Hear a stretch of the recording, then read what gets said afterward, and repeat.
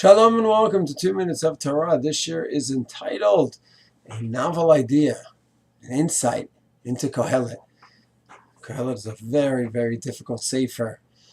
Hevel Havalim, everything is Hevel, everything is vanity. Torah says that Hashem created the world and looked at it and said it's beautiful. And Shlomo comes along and says it's Hevel, it's vanity, it's worthless. It's a difficult sefer, needs a lot of analysis. One can spend years understanding this beautiful sefer. Just one short insight, the Ramban, he has a lecture on Kohelet. It was right before he had to flee and leave Spain to go to Eretz Israel. So he gave a drasha Sukkot time. It's in the Kedvei Ramban. And he says the following. He asks, how could Shlomo say this about the world that God created? He gives an answer about form and substance, a bit of a complicated answer, but then he writes another idea. He says, Havel Havalim actually could be a verb. Havel, make into vanity, that's what should be considered vanity. It's a command. It's not a statement that everything that God created is vanity or nothing. It's a verb, meaning you should look at the things that should be considered Havalim, make sure you view them in that way. That's what he says towards the beginning of his drasha on Kohelet. And I'm wondering if we could take that a step further. I'm wondering if this concept, Havel Havalim, make everything that deserves to be considered Havalim, you should look at it that way and view it that way, if that is the philosophy that's needed for another very famous pasuk in Kohelet, and that is 8, that time, the famous song, 60 years ago, 70 years ago, there was a famous song about turn, turn, turn, where it became a popular song in the States and around the world, that where time to fight, a time for peace, a time for love, a time for war.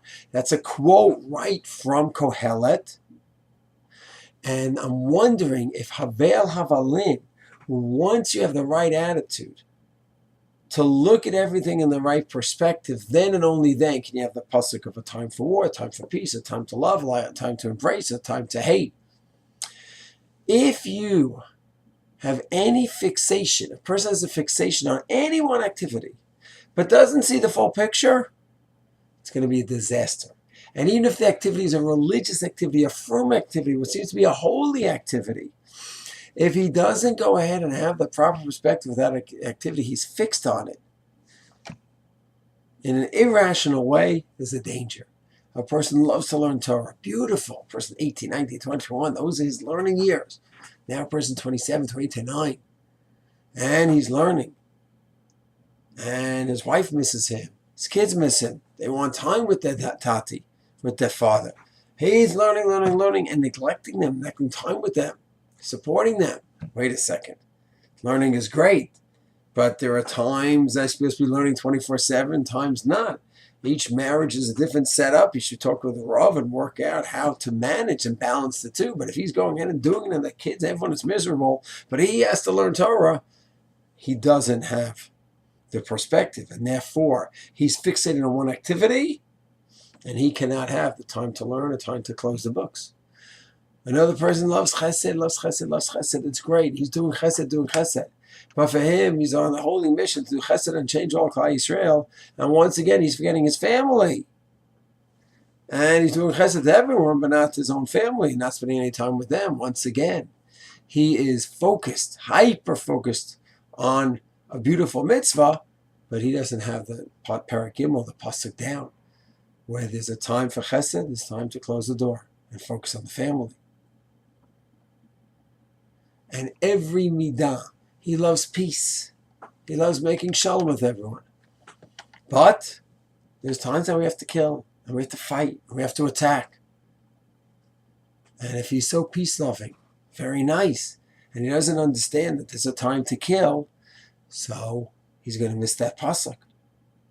I think that specific area is very crucial for Klal Yisrael at this stage in our existence, where so many of us were passive for 2,000 years. The idea of time to make a war and fight against enemies, we still haven't gotten it, many of our holy brothers. And that pasuk also teaches us time to pick up the guns and fight and battle and destroy the enemy.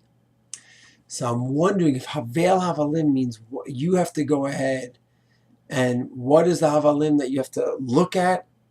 is an irrational fixation on certain activities, even if they're holy activities. If you go ahead and you love peace so much, which might be a holy endeavor, but it's to the point where you're not going to fight your enemies, it's havalin. Make that into hevel. Your fixation on love and peace is irrational. And that's hevel. You have to understand that's hevel to look at it that way. Peace is great in the right framework. Learning is great in the right framework. Chesed is great in the right framework. And you have to have the balance. The balance always has to be worked out with a rav, a guide, someone. So I'm wondering if that's the pshat. Go ahead and look at all irrational fixations as hevel. You have to have the right perspective. Then you'll be able to go and look at each activity, what I'm supposed to be involved in, how much learning, how much fighting, how much war, how much is the time for peace now. And then you have that beautiful pasuk and that gorgeous song.